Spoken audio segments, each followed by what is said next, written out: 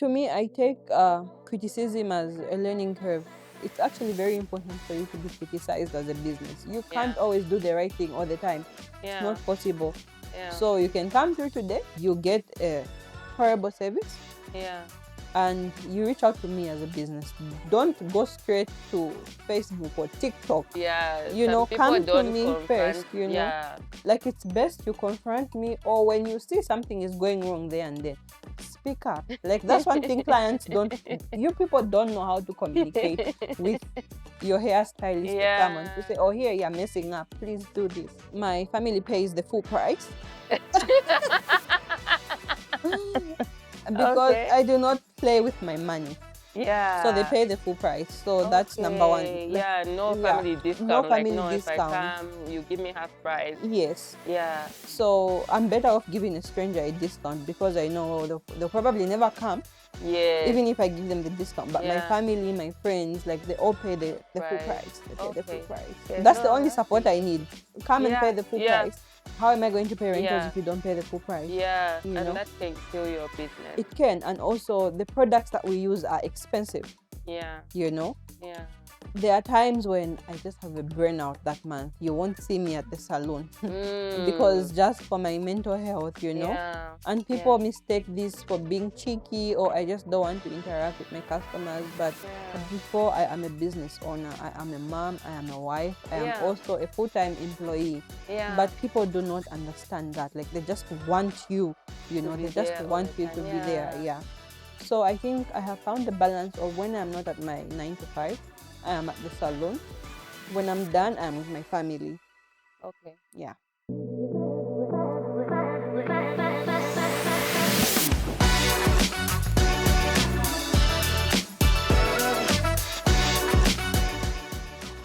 Hello and welcome to the Money and People podcast, the show where we connect the dots between financial success and the power of human capital.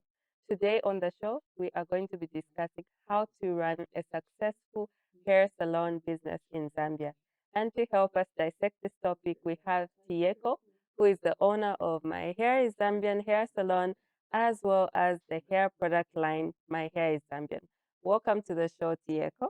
Thank you for having me. I'm so glad you picked me to come and talk about hair and the business. Okay, the pleasure is all ours. And for those who don't know who you are, who is Tiyeko? My name is Tiyeko. I am the owner and founder of My Hair is Zambian Hair Salon and Hair Products. I have been growing people's hair for the past 10 years. So since 2015, I have Wow. been growing people's hair. So I have quite the experience when it comes to the hair business. Okay. And what made you fall in love with this particular industry? Well, I think what made me fall in love with hair was there was a time I would go to the market, try to get my hair done, and it just wasn't making sense, you know?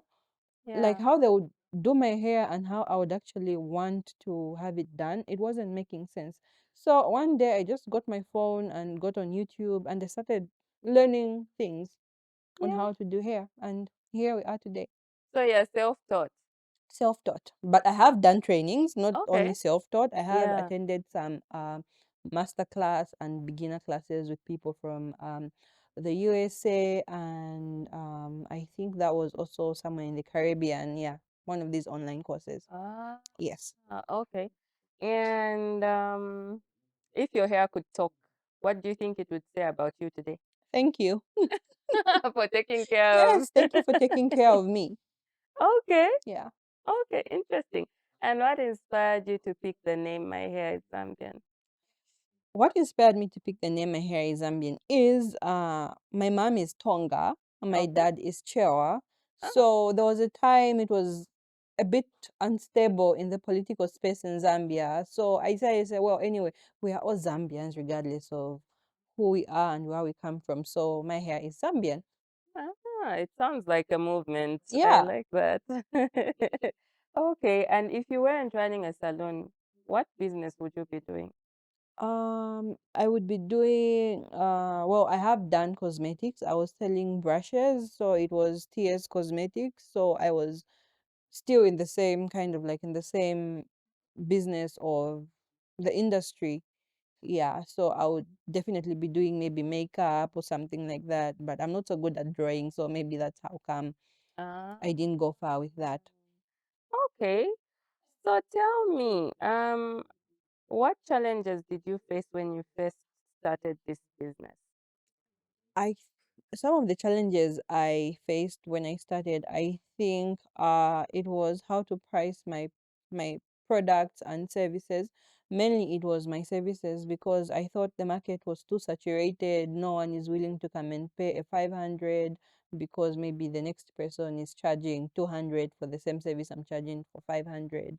Yeah, but I eventually got a hang of it, and like I understood to say what someone is paying for isn't only just the service itself, but they're also paying for the experience and also the brand itself. Yeah, okay. And your salon is Hmm. mostly like your client base is mostly natural hair. Yes, so I have both natural, relaxed. Anyway, we are a salon of anyone. All hair types are welcome. So if you've got dreadlocks, your hair is relaxed, your hair is natural, we still accommodate everyone. Yeah. And Mm-hmm. I like that you accommodate everyone, but I think for me with Mm-hmm. natural hair, like I have specific salons and Yes. yours was always one of them that stood out like a Mm-hmm. natural hair brand because also when you're looking for a salon as a person with natural Mm-hmm. hair, you want people who are gentle, Mm-hmm. people who know what they're Mm-hmm. doing, people who have experience in Mm-hmm. dealing with natural hair. Yes. Tell me, was this sort of inspired by your own journey with natural hair, or is it something that just happened along the way that you then started attracting more people that are having natural hair? Actually, it was inspired by my own personal journey. I remember I was in my first year of university at Zikas University Mm-hmm. when I decided to cut my hair.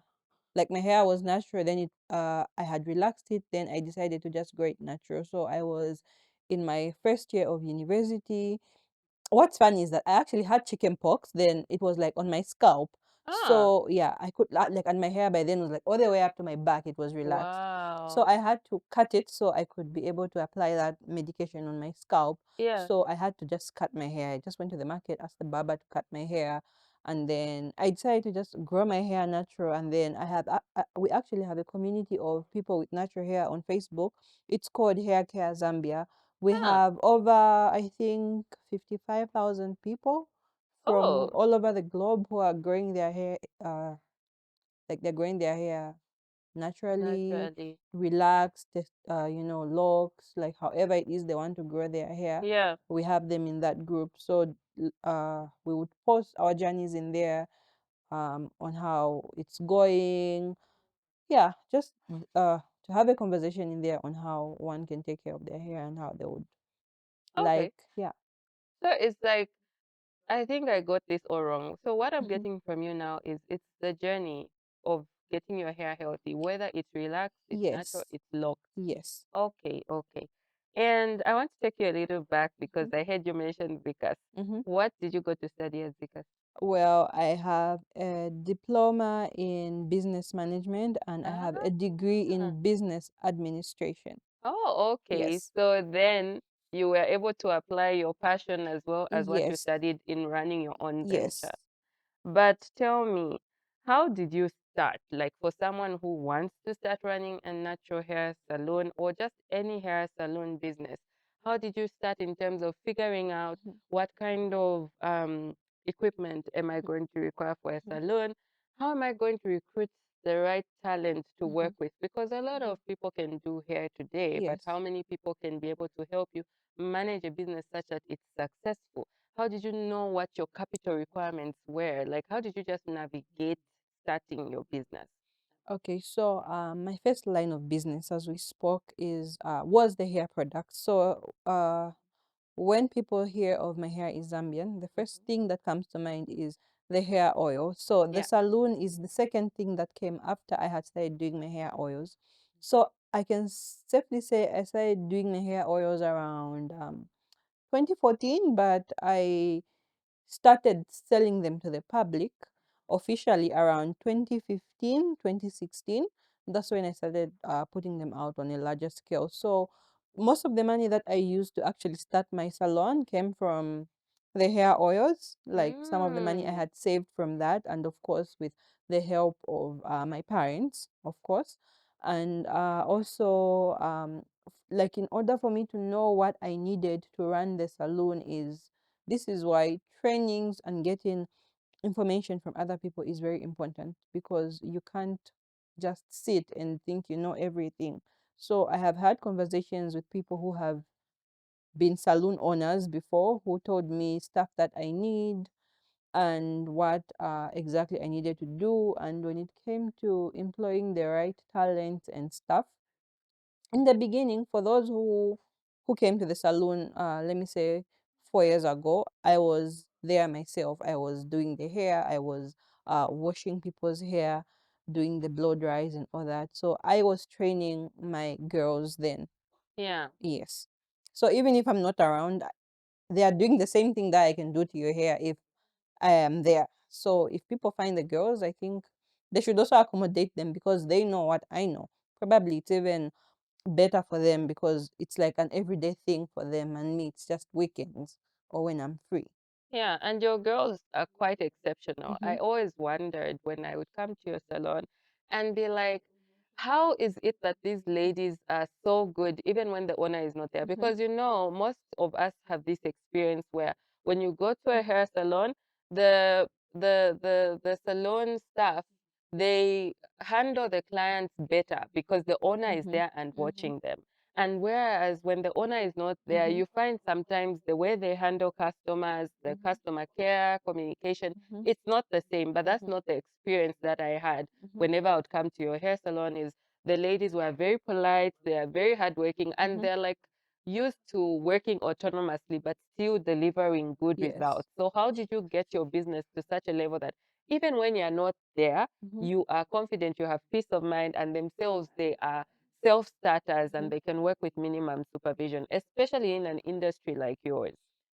Well, How do you motivate them? how do I motivate Yeah, them? So of course, we all know how to motivate people. You need to make sure at least you're paying them on time, yeah, you're giving them incentives. So you yeah. have to come up with incentives that work with you and the money that you are making as a business. So if you Mm-hmm. say, oh, I can give my girls maybe free lunch every day, like you buy them lunch, maybe you say every day I'll be sparing a 50 kwacha for lunch for the girls, or maybe transport. It could be maybe 1,000 a month for both of them. Yeah, so you just have to come up with incentives on how you want the business to work or what's comfortable with you as an owner.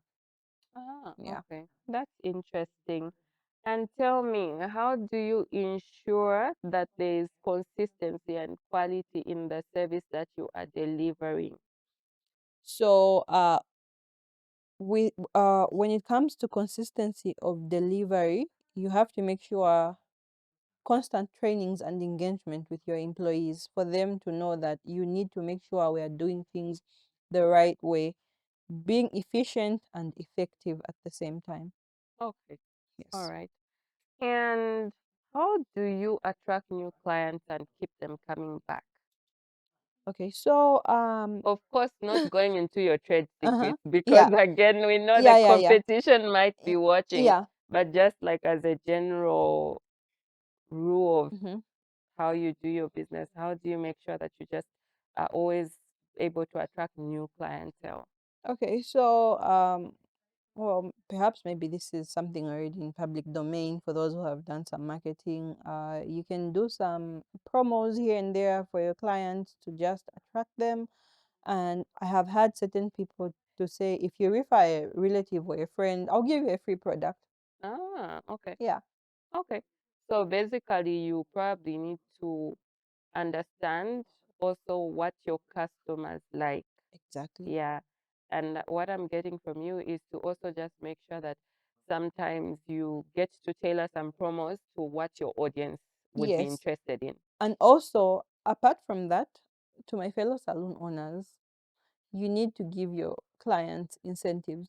If I'm going to charge you a 500, you have to feel like, oh, okay, at least it was worth it. You can put Definitely. water, you can give juice, He Yeah. can give crisps, just something to make them feel comfortable and wanting to come back again. It's the little things that actually matter. It's not Yeah. really about if you know how to plait hair. Like sometimes, well, we have made mistakes before, Yeah. but then we'll make it up by saying, okay, you can come in and we'll give you the next three treatments or three hairdos for free. Okay. That makes a lot of sense. And how do you keep up with changing trends in the hair styling industry? Mhm. Uh, One, as a business, you need to be innovative. Mm-hmm. Being innovative is P1 in every business. And apart from that, you also have to know that you can't do everything. You need to understand your niche and what they want. So if your target is going to be weaves, doing installs, and it's working well for you, I think stick to that and stop trying to get into doing dreadlocks or something that won't make sense to you. Yeah. Yeah. Yeah, it's true. I mean, we have experienced situations where you go to a hair Mhm.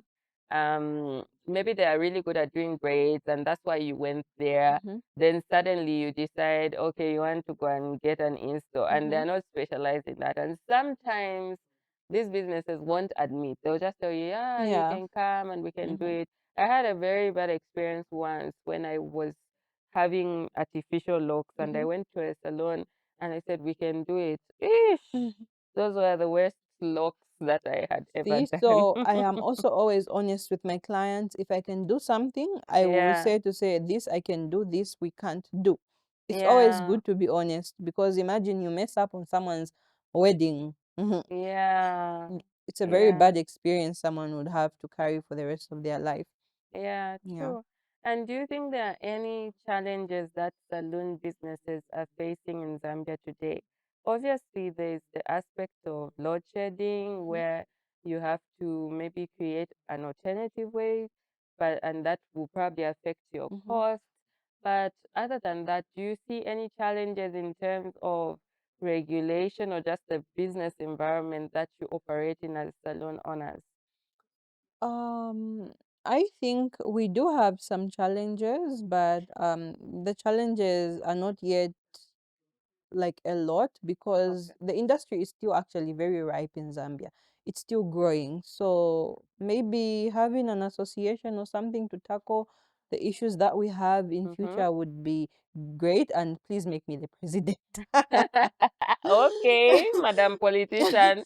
We didn't know there's a politician in you somewhere. Yeah, and well, in terms of the regulations and compliance, it's not really much. I don't think for someone who's starting, you would need more than 10K for you to start with on the compliance side. Ah, okay. Okay. And how important is social media to your business? Do you find any particular platforms that work better?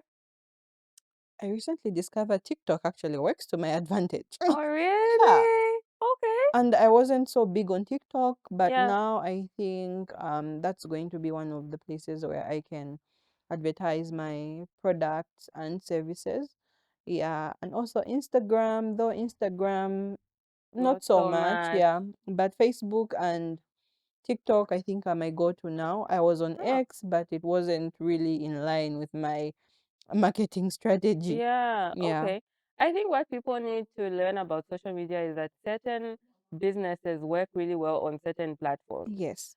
For example, like because of the also the audience that's Mm-hmm. there. So you find that TikTok has a certain age group and they Mm-hmm. have certain interests. So you need to study and understand Mm-hmm. on this platform what people are there. On Yes. Instagram, there are people who are looking for this and that. So Mm-hmm. certain businesses are thriving really well on Instagram. Others it's Facebook, others it's Yes. TikTok. But Yes. if you're just gonna just go flat out in all of them, you may not get that value. No. Yeah, that is really true. And then also, have you ever faced any backlash or misconceptions about natural hair, and how did you handle them? Yes, I have. You know how people think natural hair is just unkempt when your hair is natural, right? Yeah. But that's not it. Like your natural hair is very versatile. Ah, So like it can look unkempt, but that's just the beauty of it. Like that's just your texture. Like it's how God made it. You just need to yes. embrace it. Yeah. Yeah. And I don't know why people say things like, oh, it's unkempt, it's not neat. Mhm. I think when it's in natural state, it's in its kinky state, Yes. you need to also learn to embrace that beauty that comes with it. And Mhm. some people look really nice in that thick, Yes. kinky hair. Yes, and all hair is actually beautiful, and I would Yeah, never ever say anything bad about anyone who decides to relax their hair, yeah, who decides to keep it natural, or if you decide to lock it, because your natural hair is your happy texture. Like, regardless of how your hair is, you're still yeah. beautiful. True. Yeah. I mean, I myself recently faced some backlash. Like, I've been a natural Mm-hmm. girly for so many Mm-hmm. years, and then I decided to relax it. Like last month, it's just been a month. Yeah. And to be honest with you, very few people know that I've relaxed my hair now. Typically, it's people at work because they see me every day. Mm-hmm. And I decided to relax it just because it's easier for me to manage. My Mm-hmm. hair has so much shrinkage, Mm-hmm. and because I've been on this healthy journey, Mm-hmm. trying to work out. Every time I would work out, I now It struggle. shrinks. Yeah. Yes, because it shrinks. And so I decided to relax it, and it's been so easy. Like, but at work, someone one day came and she's like, "What? You relax your hair? Why did you relax your hair?" And I'm like, "Okay, because it's easier for me to manage." And she's like, "No, Mm-hmm. you're just not serious. You just don't know how to handle it, That's the because how do the rest misconception of us people manage?" have about natural hair. You Yeah. know, you can have relaxed hair and still fail to take care of it, because Yeah. it's equally as demanding as natural hair is. Like, Mhm. just because your hair is relaxed doesn't mean you have to stop taking care of it, because now it's just you wake up in the morning, you just brush it, off you go. Yeah. It's going to break. It's, Yeah. it's actually more vulnerable when your hair is relaxed than when it's natural, Yeah. you know? Yeah. I'm learning that now. Mm-hmm. I didn't even know there's a whole relaxed hair community on TikTok and they give each other tips. I'm like, I didn't know I still needed to deep condition Y- my You hair when need I'm to. relaxed. You need to, because that's like P1. You need to deep condition your hair Yeah. every wash day. Yeah. And it And can still tangle. yes, it still tangles. And I'm like, oh my God, maybe this is why every time I was Mm-hmm. relaxing my hair when I was younger, Mm-hmm. I it just used to break, Yeah. and I would be like, "Oh no, my hair is not good, relax." But let me tell you, I never deep conditioned my hair in fact, when I relaxed it, I was Mm-hmm. told I must never wash my hair until the next time that I'm going to get my recharge. So Why? yes, growing up with relaxed hair, there were these funny rules. I never got a protein treatment or a deep conditioning treatment when I was young and relaxed. Actually, my love for hair goes way back since I was young. I Okay. always used to take care of my hair all the time. Like, that's one thing I never failed to do. Yes, I would Yeah. cry when I go to the salon to braid my hair, but that didn't stop me from taking care of my hair. Like, I would always find myself putting some pomades in my hair, some Vaseline, Mm. just so it's like soft. So my love for hair, I can say, comes from way back. Okay, from way Yeah. back. Okay. Do you ever collaborate with other natural hairstylists or influencers or any beauty brands, or are you still in this phase where you're trying to figure it out? I'm actually open for collaborations. Okay, If no, they are you watching, put that out there. Yep. like, I'm ready for collaborations. I've been eyeing a certain brand, but I don't know why they haven't yet noticed me. Please, Please. please use me. Yeah, yeah, Yeah. So I do work with influencers in terms yeah. of advertising my business, just to put the word out there. Yeah, and I'm also open for collaborations with people who are willing to get me on board. Okay. And what do you think is the future of the hair industry in Zambia and Africa as a whole? Um, Zambia, the industry is still growing, like I said. We have a lot of potential. I think the only problem we're having is people want to have a reason why they are spending on a certain product or service. Like, you have to give them the value for their money, you Yeah, know?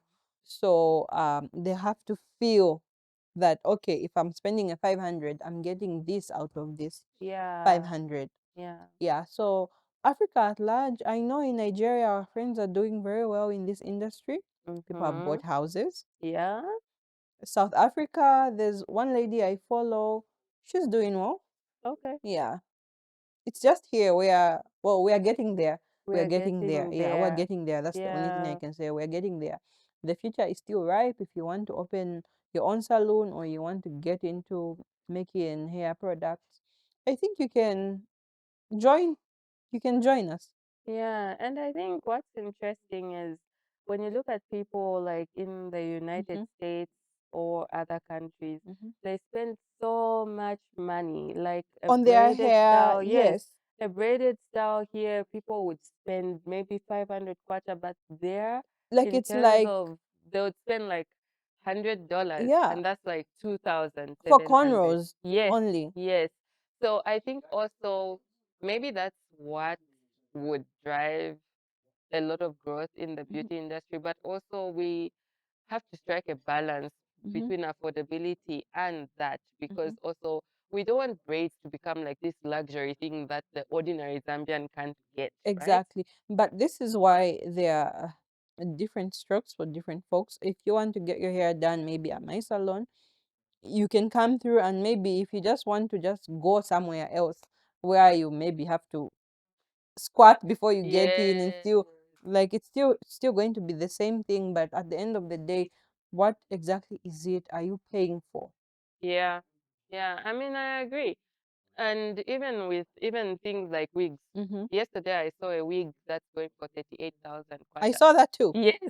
So there's a wig for 500 kwacha, a Mm-hmm. wig for what? Like Exactly. every product Yeah. has its target Mm-hmm. market. So I guess maybe that's where the growth will be in the Mm-hmm. industry as well. It's making sure that you offer maximum value to your target Mm-hmm. market. Yeah. And also, so when we talk about your journey, were there any mistakes that you made along the way that taught you important lessons about how to run your salon better? Yes. One of the lessons that's not too far is load shedding. I never in my Mm, life anticipated that would get to this power deficit in Zambia where you have to have backup power for you to run your business. yeah. So yeah, I definitely didn't see that coming. And apart from that, maybe just like I wish I saved more. Yeah, Okay. Okay. But there were no like mistakes that you made along the way in your journey. they have been there. Like, well, there was a time in my hair journey, you mean, or just my journey general in my Yeah, like in business? your business, were there anything that you did, especially in your early days as a salon owner or as someone who makes hair products? In my salon journey, the first mistake I made was to try to price my services like the next person is pricing their services. Ah, You cannot compete through price yeah, because like I'm buying my stuff maybe from South Africa and the other person is getting from the UK, so you can't yeah. price based on that. Yeah. Okay.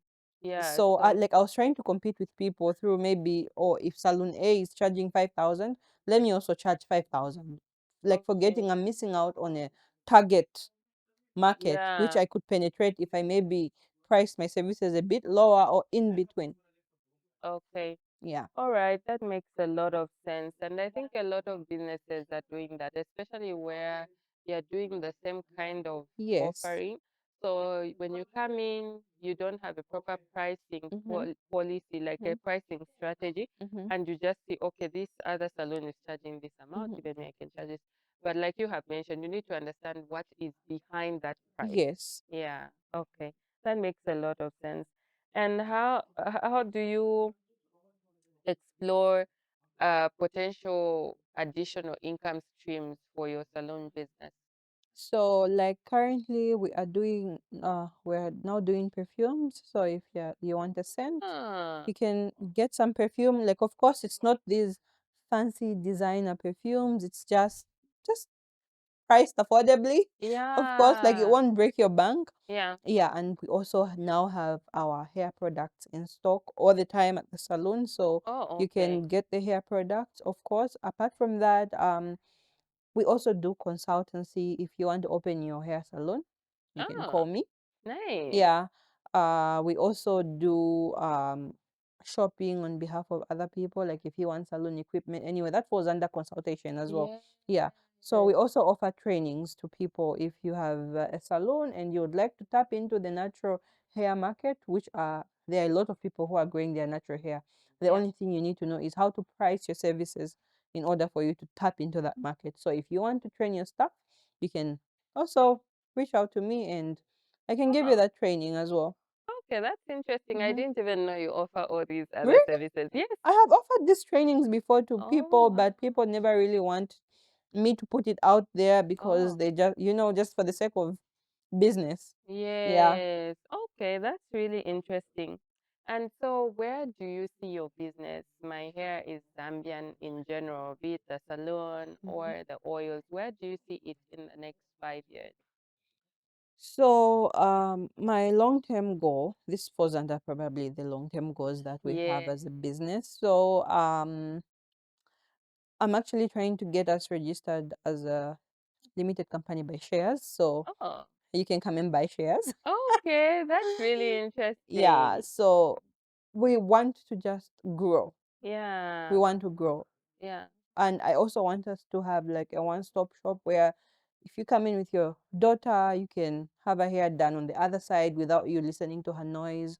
You can have Yeah. your massages, you can do your nails. That's like a Okay. long-term goal. But for now, Yeah. we are doing just hair and the hair product line that we have. So for now, I think that's just it. But in the future, we have bigger plans, and that's one of the things we are Okay. targeting. And what's your favorite product or your favorite go-to natural hair product? Of course, you're going to mention something from your product line. Okay, like away from my products, Yeah. my favorite product to use would be, I would say, I love Wild Growth hair oil. Yeah, Ah, that's like my okay. favorite oil. Yeah. Yeah, that and maybe the Mega Growth Deep Conditioner Mm. or the olive oil RS deep conditioner. Okay. Yeah, Okay. Interesting stuff. And if you could style any famous person's hair, who Chuma would it be? Soko. Chuma Soko. Why? I love her hair. Okay. I'm just like, that was really fast. Yeah, Like, Chuma Soko. if you're hearing this, Chuma Soko. And what does beauty mean to you beyond hair? I've never looked at beauty beyond hair. Okay. So for you, hair is like the ultimate. Yes, Okay. because once you have your hair fixed, your mood changes. Yeah, it's true. Yeah. It's really true. I remember when I just had my baby, Mhm. it's like before I went into labor, I had Mhm. done my hair. Mhm. And no matter how bad the day was, Mhm. it's like, as long as my hair looks See? good, it's okay. See? Because you don't want to be going through stuff No. and your hair is No. bad. You don't want that. Okay. And what one word would you use to describe the journey of a hair salon entrepreneur? You need to be tough. You need to be tough. If Yeah, possible, buy a helmet so you wear a helmet. really. It's really difficult to run a hair salon, but we usually just post about how people are coming through, they are buying our products. But when you don't have sales that month, you've got salaries you need to pay, you have rent you need to pay, you have all these bills that are just piling up, and also just because life is generally just happening to everyone, and you need this extra money to cushion whatever it is you're going through that time. So you really need to be tough. So how do you deal with those particular months where business is like hard So and this is dry? where we spoke about being innovative and having other streams of income, like in the Yeah, business, right? So I have times when, well, I also have a full-time job apart from just having a salon. So yeah, yeah, so if it doesn't work out this side, I can always try to get something on the other side. yeah, And also, like, I'm now fully full-time pushing on my hair products so that maybe, not maybe, I actually wanted to actually grow bigger because like whenever someone hears my hair is Zambian, the first thing that comes to their mind is the product and not the salon. yes, So I want to push my products now yeah, more so that I can also try to just tap into a different type of clientele because people know me for my salon while other people do not know that I have the products as well. So I'm yes. trying to just make it make sense now to bring them together. Okay. So how do you balance it all? Your job, your business, now your product line, your Mm-hmm. family life. Mm-hmm. How do you manage to balance it all without getting burnt out? So there are times when I just have a burnout that month. You won't see me at the salon Mm, because just for my mental health, you know. yeah, And people yeah, mistake this for being cheeky, or I just don't want to interact with my customers. But yeah, before I am a business owner, I am a mom, I am a wife, I am yeah, also a full-time employee. yeah. But people do not understand that. Like they just want you, To they be just there all the want you time. to be there. Yeah. Yeah. So I think I have found the balance of when I'm not at my 9 to 5, I am at the salon. When I'm done, I'm with my family. Okay. Yeah. Okay. And I think also goes back to what you spoke about earlier about that you took the time to train people Yes, so that even if you're not there, exactly. you're It not took me like stressed. a whole year of being there, just making sure they're doing the right thing all the time. And you also can't be on your employees' backs all the time, hoping they won't do anything wrong.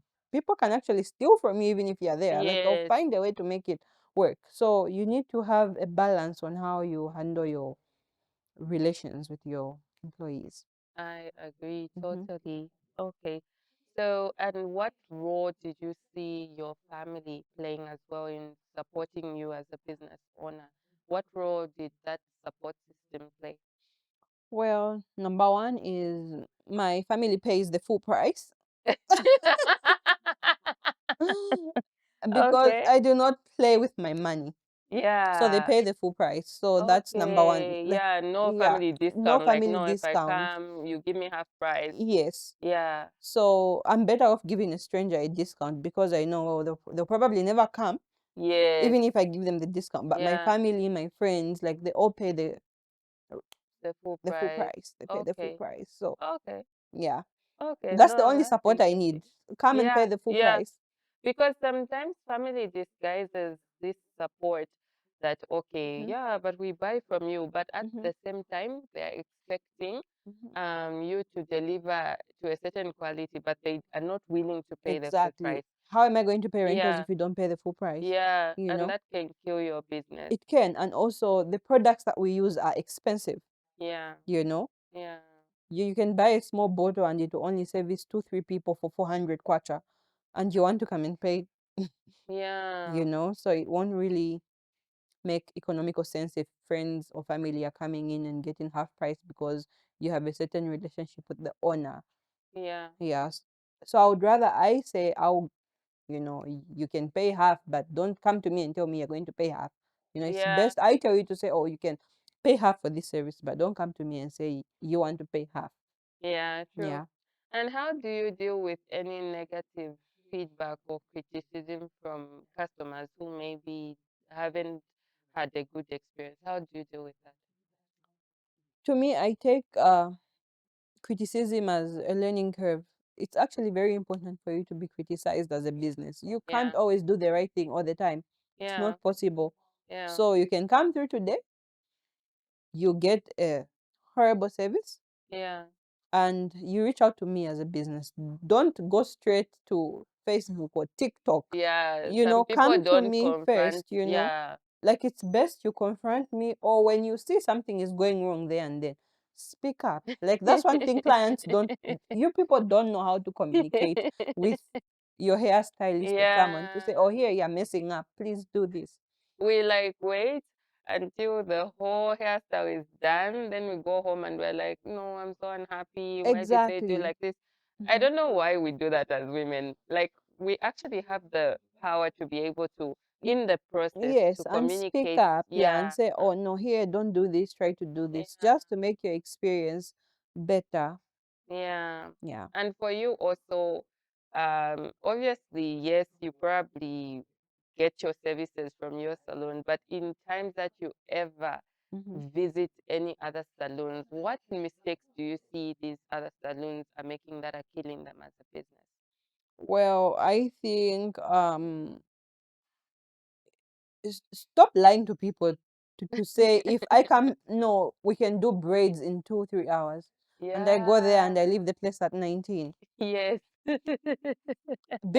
Be honest with your Yeah. clients, you know. Or Yeah. the service is dragging. Yeah. It's really a lot, but I'm actually a very patient person. Like, I'll Okay. just sit through the whole process. Like, and what's good about me is that I always support my fellow friends with salons. So I always give feedback at the end of the service to say, yeah, you should have done this, you should have done this, or try to train your people in this or that, just so they Improve. can Yeah. improve. Yeah. That makes a lot of sense. And I mean, Mm-hmm. one thing that um, is happening a lot with the salons is what you've mentioned, Mm-hmm. the fact that they will overpromise Mm-hmm. and And that underdeliver. deliver, yeah. And some of them will even be using, it's good to have inspo Mm-hmm. from the internet, but they may be using that inspo as their No, that's own. another mistake I made when I started my business. Okay. Yeah, like I would get pictures from like Pinterest Yes. or Instagram and Yeah. try to edit it, and try to make it look like it's from my space. Yeah. But I said, look, I'm not lying to anyone here. I'm lying to myself, you Yeah. know? Yeah.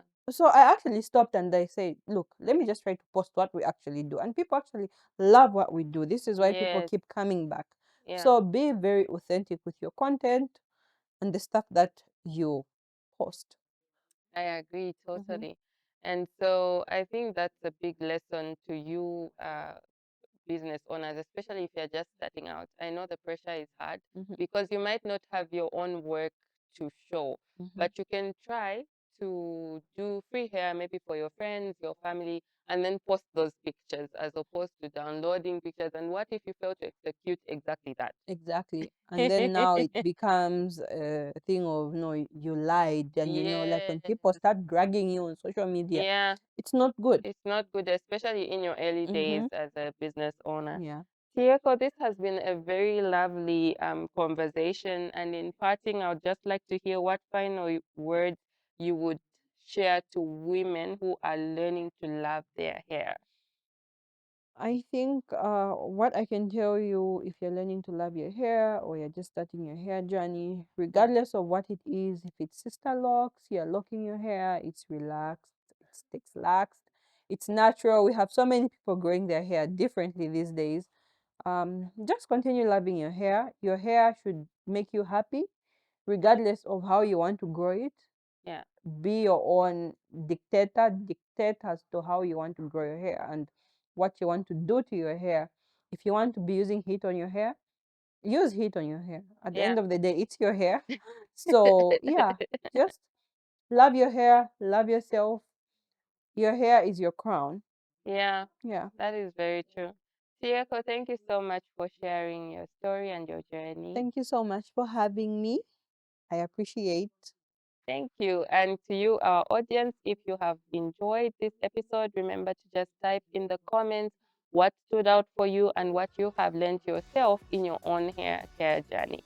From us over here at the Money and People podcast, thank you and till the next one. Thank Bye. you.